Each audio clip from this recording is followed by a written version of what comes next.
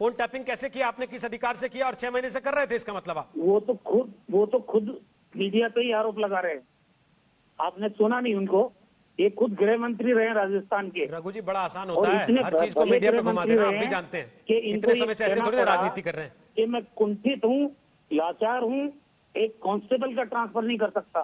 तो ये मुझे प्रोसीजर क्या बता रहे हैं गुलाब चंद जी कटारिया साहब? वो जो होटल है आईटीसी का, उसी होटल में मध्य प्रदेश के 22 बागी विधायक रुके थे, वहीं से कर्नाटक ले जाए गए वो। अभी भी हमारे जो विधायक हैं वहीं में मेहमान बने हुए हैं, वही आईटीसी होटल है। और ये जो 3 निर्दलीय विधायक जिनकी बात मैं कर रहा हूँ, वो भी गुड़गांव हरियाणा में ही है। ये भारतीय जनता पार्टी मेजबानी कब से इनकी कर रही है? इनकी भी तो थोड़ा डिटेल मंगा लो, कौन पेमेंट कर रहा है इनका, किसने होटल बुक कराया, मध्य प्रदेश के विधायक जब रुके उनके किसने होटल में कमरे बुक कराए। रघु जी, पेमेंट का डिटेल तो हम फेयरमाउंट का भी नहीं मंगा रहे। कॉपी बुक स्टाइल है। कई लोग कई बार रुकते हैं वहां भी आपकी सरकार की मेहमान नवाजी में, उसका पेमेंट भी कौन दिखा रहा है? मसला जो है उस पर बात होनी चाहिए ना सर। परेशान मत होइए। मैं परेशान नहीं हो रहा सर, मैं आपसे ये पूछ रहा हूं कि क्या आपने अपनी सरकार के विरोधियों को निपटाने के लिए बीजेपी के कंधे का इस्तेमाल किया?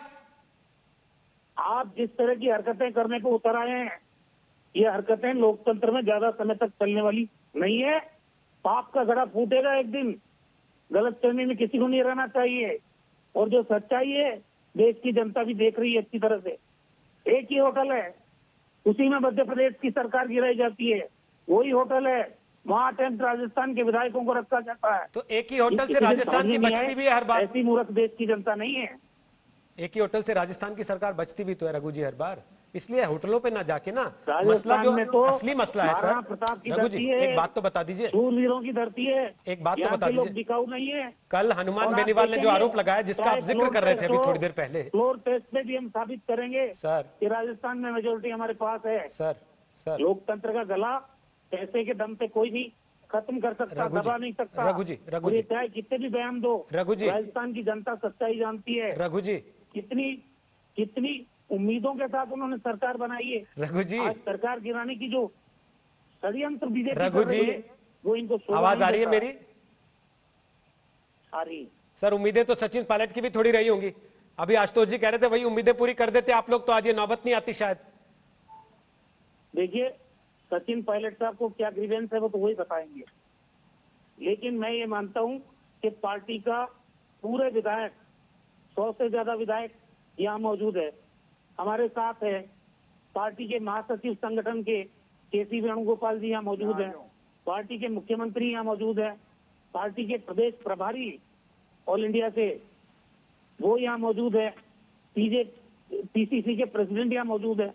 तो जो भी ग्रीवेंस है वो पार्टी प्लेटफॉर्म पे ही होती है दूर। बट रघु जी, मैं आज अशोक गहलोत जी का इंटरव्यू देख रहा था एक टीवी चैनल पर, जिसमें वो कह रहे थे मेरी तो सचिन पायलट से बात ही नहीं हुई, 1.5 साल हो गया। तो कहां ग्रीवेंस बताएगा आदमी जब बातचीत ही नहीं करेंगे मुख्यमंत्री और उप मुख्यमंत्री आपस में? मैं तो सरकार का हिस्सा हूं, मैं 1.5 साल से सरकार का हिस्सा हूं। इस तरह की बातें मत करिए आप जो सत्य से परे हैं। सर, मैं नहीं कह रहा हूं, ये उन्होंने अपने इंटरव्यू में कहा है, मैं नहीं बोल रहा हूं ये बात। 1.5 साल से हम कैबिनेट में भी बैठे हैं, हमने लोकसभा के चुनाव में साथ साथ कैंपेन भी किया है, मैं कैंपेन कमेटी का चेयरमैन था। ऐसी बातें करने से कोई फायदा नहीं। अगर हम एक दूसरे से मिल ही नहीं रहे 1.5 साल में तो हम सरकार से चला रहे। यही तो सवाल है सर, यही तो मैं पूछ रहा हूं कि फिर उनको ऐसा कहने की नौबत क्यों आई? बहरहाल ठीक सर, ओके, आपने अपनी बात कह दी, मैंने मान ली। गौरव भाटिया अपनी बात रखिए, उसके बाद आशुतोष जी वेट कर रहे हैं। गौरव बोलिए। देखिए, ये कांग्रेस पार्टी में ही हो सकता है कि मंत्री बैठ के आज तक पे मुख्यमंत्री की बात का ही खंडन कर दे। जो बात आपने उठाई रोहित जी, वो बिल्कुल सही है।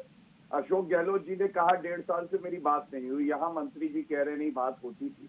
अब अशोक गहलोत से बेहतर भी उनके मंत्री जानते हैं कि उनके और सचिन पायलट के बीच में बात होती है। बात को तोड़ मरोड़ के आप रख रहे हो। 1.5 साल से मंत्री बात ही नहीं करेगा। रघु जी कितनी बैठकें हुई है?